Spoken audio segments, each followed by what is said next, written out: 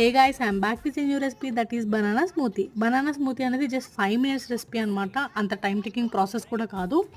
So మన దగ్గర ఉన్న టాలెంట్స్ అన్నీ పెళ్ళైన తర్వాతనే కదా బయటపడేది.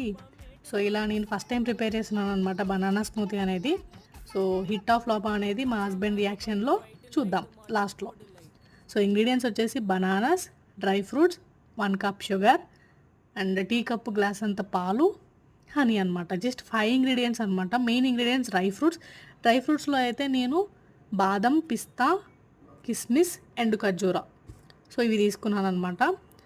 సో జస్ట్ 5 minutes అంతే, అంత టైం టేకింగ్ ప్రాసెస్ కూడా కాదు. సో నేనైతే ఫస్ట్ టైం ప్రిపేర్ చేస్తున్నాను అనమాట. చాలా చక్కగా వచ్చింది.